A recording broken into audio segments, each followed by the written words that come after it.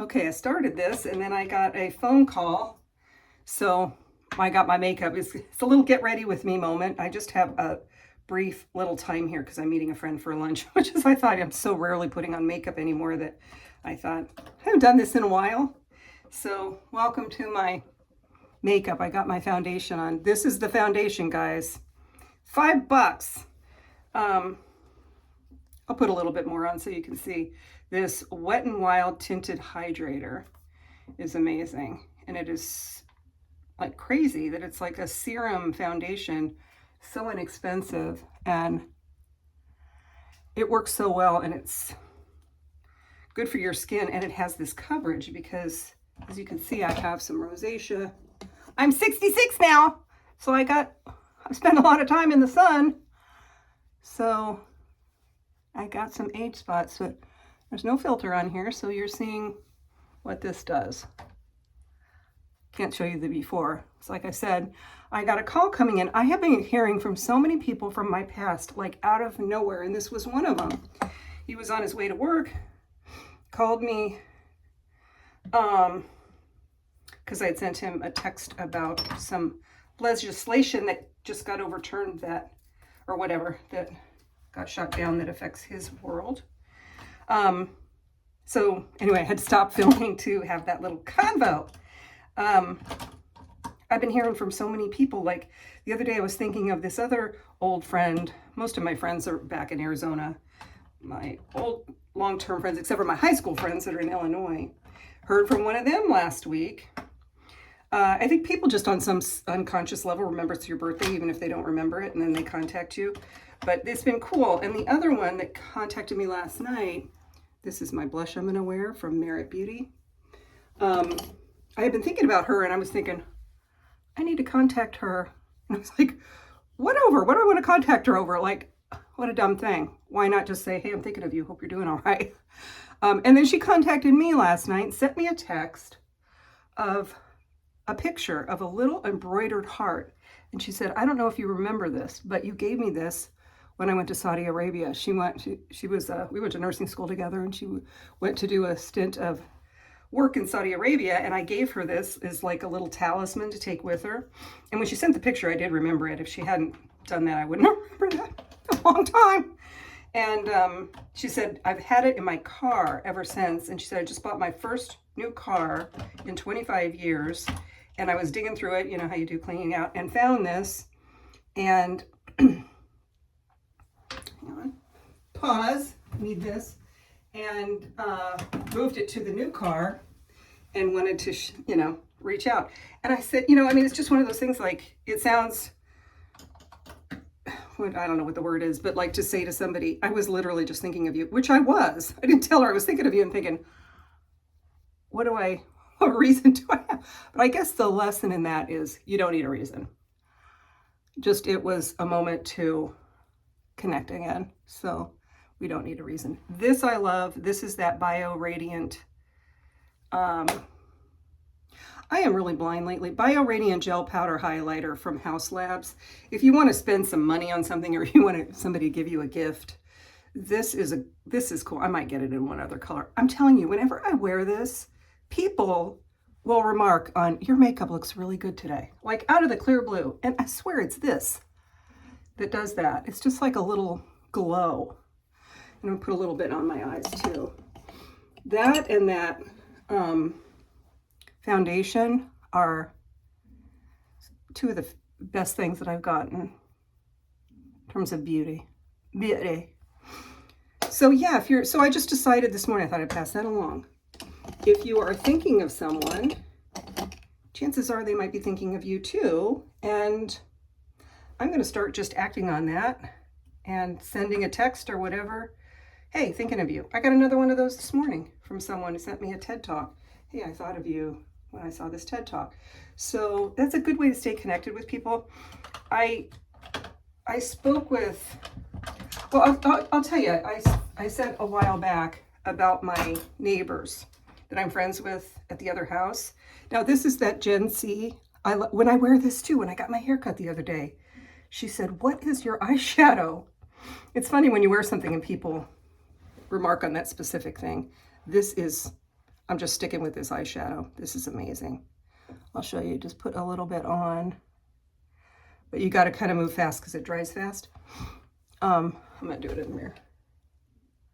Anyway, my neighbors up north, the thing that I think I spoke about and I can talk about now because it's public, that they wanted to tell me in person is that they're selling their house and they're moving.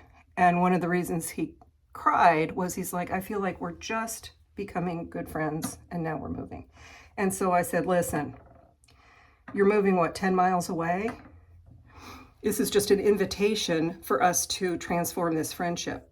And I go into town all the time, and so I'll come and meet you for lunch, and you won't lose connection to this lake because we'll have you out here, and we have a guest room, and if you want to come out and spend the night and still be able to come out here.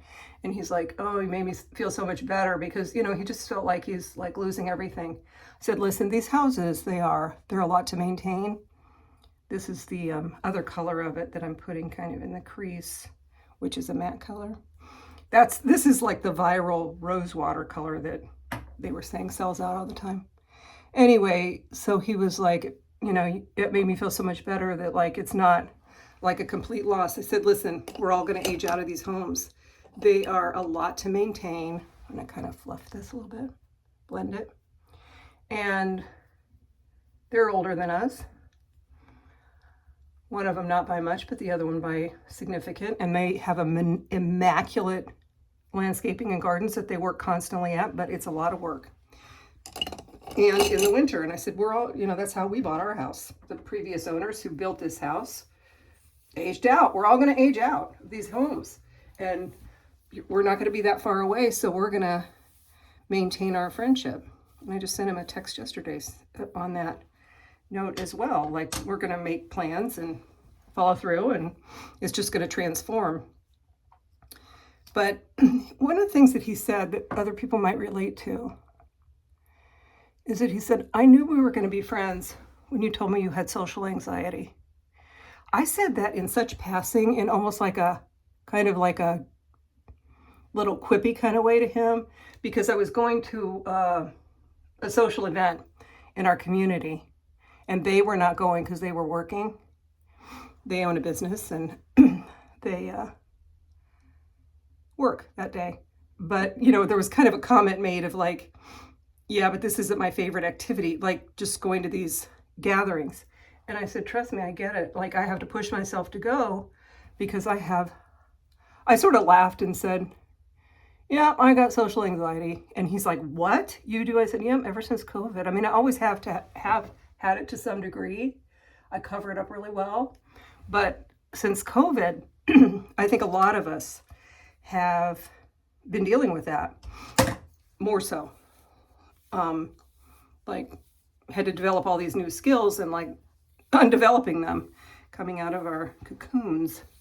So it's funny that when he was kind of pouring his heart out to me, he said, I knew we were going to be friends when you told me you had social anxiety. He goes, but what it did was it just opened the door, me saying that. And I said it in such I probably was like walking away, and I said, well, wish me luck with my social anxiety or something like that. It wasn't like any kind of really serious comment or conversation. It was just sort of like thrown out there like that. And it stuck in him because he's also a very outgoing person who also similarly experiences that. So no shame if you have that. You can be a very outgoing, friendly person and still struggle with those things. And you can still have a social life and make friends. It's trickier when we're older. Like, I have two very good friends where I live here now, but I moved here in midlife and I wasn't living here full time. You know, I was kind of coming and going and working in Arizona and back and forth, and having a whole new life with a husband and stepdaughter, and then dealing with moving my dad and my brother out. I mean, it's just, I was very busy and consumed, and having a social life was not on the top of my list. Where's that lipstick? But I feel fortunate to have two very good friends, like really good friends, and one of whom I'm going to meet right now, and several other acquaintances. But we do have to take risks and reach out. So I'm just gonna give you a little tip. This is when I went on my lipstick quest. This is one of the ones that I got. I'm not, I gotta look at this mirror. Okay, I just really messed up the lens. My hands are shaking because of breathing treatments. With my friend I'm going to meet right now, I literally said the words to her, "Do you want to be friends?" I sound like somebody would say in the playground, but I did say that to her because it's like, I just knew immediately that I really liked her. We had a lot in common. We also have a lot not in common, but we have enough in common to enjoy each other and to have, and now we've gotten like really close. But sometimes you just got to ask somebody, okay, that's the look. No filter, that's my face right now. Sometimes you just got to ask somebody, do you want to be friends? It doesn't always work, but now I'm in more natural light and a little heavy on the makeup, but I got to take Mr. Beasley out and then get ready to go. But I just want to share that little get ready with me, and I'll catch up with you guys one day soon. All right. Hope any of this that I was rambling about, I wanted to talk about these films. I'll come back and talk about these films later that we saw. I got a lot to say about these films that are good. But oh, by the way, All Her Fault on Peacock sucks. I made a recommendation for that. Do not waste your time. It was so bad. It was to the point of being so bad that we were using that as like a comparison to other things as to like what not to do. And so much talent wasted, which is what I'm hearing about that Kim Kardashian one that looked like it was going to be so good. Glenn Close, Naomi Watts, are you kidding me? Like, sign me up. But it has like 0% on Rotten Tomatoes. And it goes to show you, like, just having good talent does not guarantee a good show. So yeah, All Her Fault. Please rescind that recommendation because it's terrible. It's so poorly written, and good talent, terrible writing and directing. And then we saw something really good. And so we're like, wow, comparing the two, we had this whole like hour-long discussion about filmmaking as if we know what we're talking about. But I mean, it's pretty obvious when you see things back to back like that. Look at this boy. He's not supposed to have that owl, but there he goes. Mr. Beasley. All right, catch up with you guys later. Hope any of this landed anywhere. All right, bye for now.